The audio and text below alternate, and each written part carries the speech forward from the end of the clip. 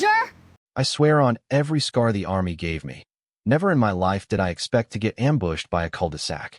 I came back home after 21 years of deployments.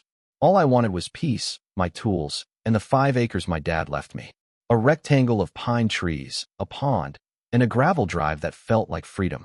But small towns change, and Maple Ridge had mutated into one of those country living but with a spa neighborhoods.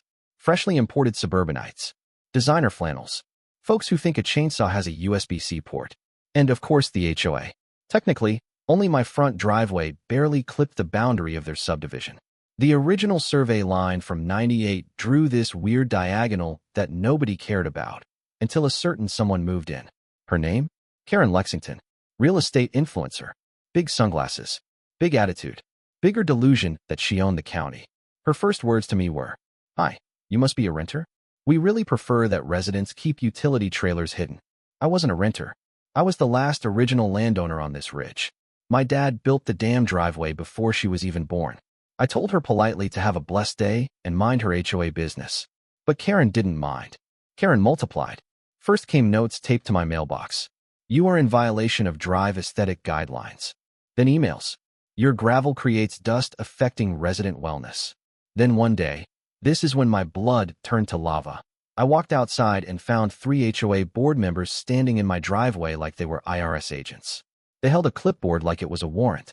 "Sir," the vice president announced, "this strip of land falls under our special easement authority. Going forward, this road will be shared access for HOA maintenance and sanitation vehicles." My voice dropped into the same register I used interrogating Taliban smugglers. "Say that again." He did. Slower. Stupider. That's when I noticed the fresh tire tracks. Thick, mud-heavy, cutting across my grass and up the drive toward the pond. Someone had already used my land. A shortcut. A joyride. Something. I followed the tracks and damn near ruptured a lung when I saw it. My dad's old fishing deck, flattened. Snapped boards. Mud everywhere. Somebody had driven right over it. Guess who? I checked my trail cam footage. There she was, Karen, weaving her oversized Cadillac Escalade around my property like it was her personal scenic bypass. I marched to her house the next morning. She opened the door wearing silk pajamas that cost more than my first truck. Her dog barked at me like it paid the mortgage. "You drove across my land," I said. She sipped her iced matcha. "Sweetheart, the board said the driveway qualifies as conditional communal access. So technically," she pointed a manicured nail at me, "you're blocking us." Blocking them. On my own property. I swear my soul attempted to exit through my ear. I told her to stop, or I'd involve the sheriff. She smiled the kind of smile that belongs on a billboard for divorce attorneys. "Oh honey, we are the sheriff." That wasn't even metaphor. HOA President Mr. Dalton played golf with the county commissioner. I knew exactly what she meant. Within 2 days, I received fines. For unapproved structures. For unsafe landscape. For driveway obstruction. They fined me for my own damn driveway. But the final straw? The thing that made me physically sit down on the porch before I punched a cloud? The HOA sent contractors to grade and widen my driveway, claiming it was for emergency vehicle access.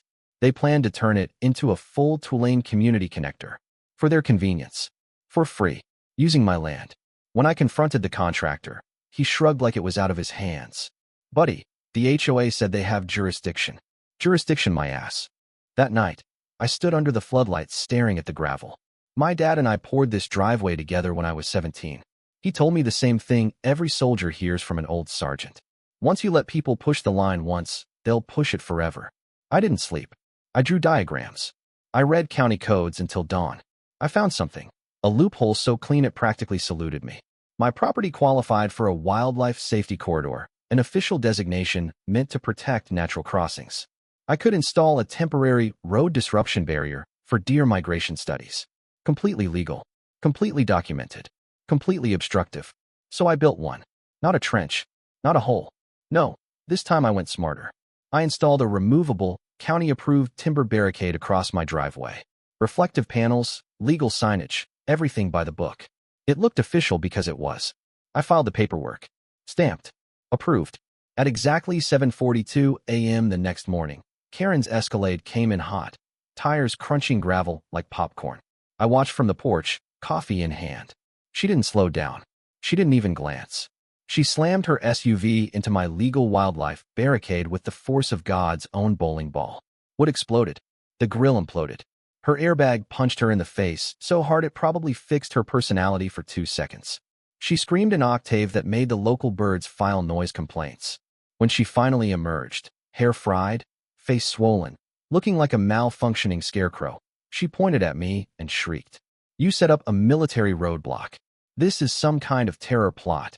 No, Karen. This was called following county law, something she had never attempted. She called the sheriff, HOA board, her lawyer, her chiropractor, probably NASA, everyone. The deputy arrived. Deputy Martinez. Level-headed. Knows me. Knows my land. He checked the barricade. Checked the permit. Checked the camera footage. Karen kept yelling. This man is a hostile extremist.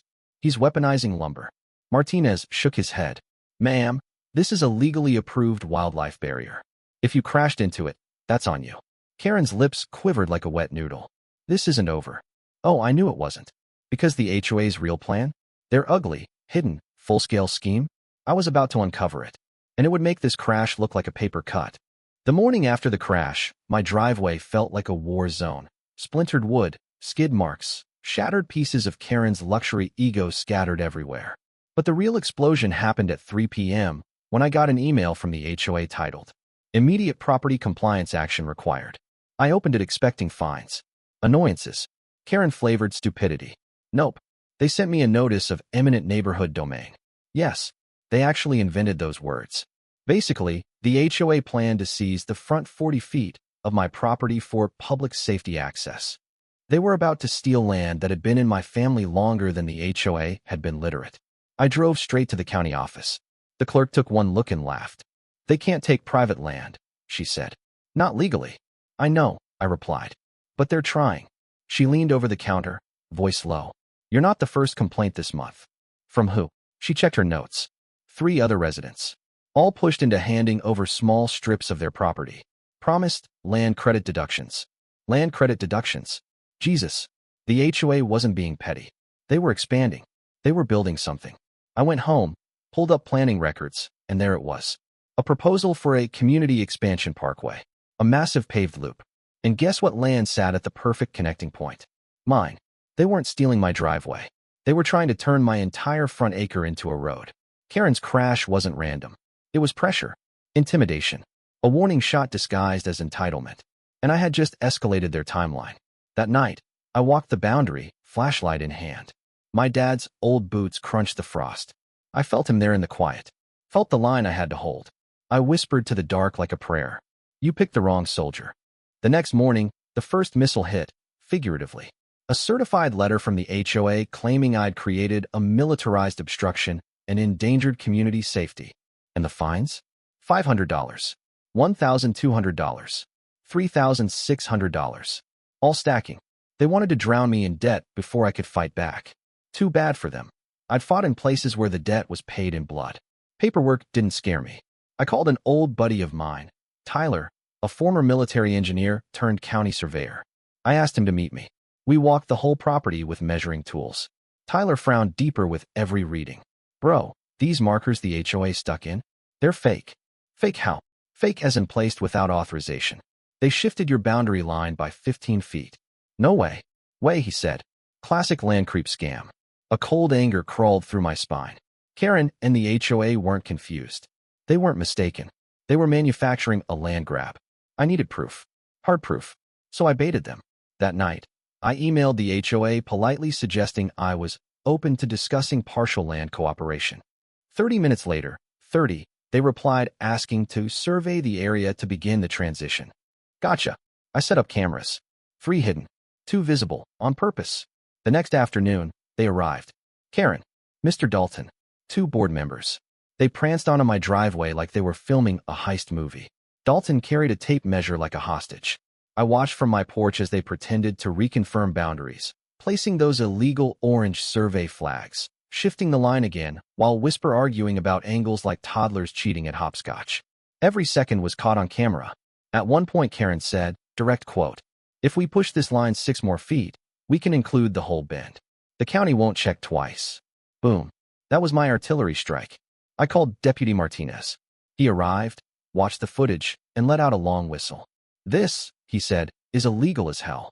He radioed the county investigator, then the zoning inspector, then code enforcement. Within an hour, 5 county vehicles filled my driveway. The HOA board turned pale. Karen hid behind her Escalade like it was bulletproof. The county investigator asked, "Who authorized this boundary shift?" Karen stammered, We were just adjusting for community." "For community what?" he snapped. "Community fraud?" Dalton tried to blame this survey company. "They didn't hire one. We checked." Then came the real grenade. The HOA had filed formal paperwork using the fake boundaries, meaning they attempted land theft on record. Illegal. Criminal. Felony level illegal. Deputy Martinez turned to me. "Sir, do you want to press charges?" Karen exploded. "You can't arrest us. This is harassment. He's a violent veteran. He built a barricade." The investigator held up my stamped wildlife permit. "Ma'am, the only legal document here is his." When the handcuffs clicked onto Dalton's wrists, the HOA board scattered like raccoons exposed by a porch light. Karen screamed, sobbed, threatened, then finally sat down in the grass, mascara dripping like a sad raccoon. Turns out the HOA had been forging boundary claims on multiple properties for months to create their expansion loop. I was just the biggest target. The case blew open fast. Karen was charged with conspiracy and fraudulent misrepresentation. Dalton for boundary tampering. The HOA lost its charter. And me? The county made my entire property a protected rural parcel, meaning the HOA has zero authority within 50 feet of my land forever. A month later, Karen's house went on the market. They listed it as quiet neighborhood near wildlife activity. Yeah, my barricade. When the dust settled, I rebuilt my dad's deck. Sat on it with a cold beer. Watched the sun hit the new boundary markers, the real ones. Sometimes neighbors walk by and ask what the lesson was. I tell them the truth. Boundaries aren't fences. They're promises. You break a fence, we rebuild it. You break a promise. You better hope I don't have paperwork. And that's the story of how a retired soldier defeated an HOA with nothing but legal codes, cameras, and the patience of a man who's already survived worse. But I'll leave you with the question I keep asking myself. If I hadn't built that barricade, would they have stolen everything? Or was that the exact line I needed to draw? You tell me.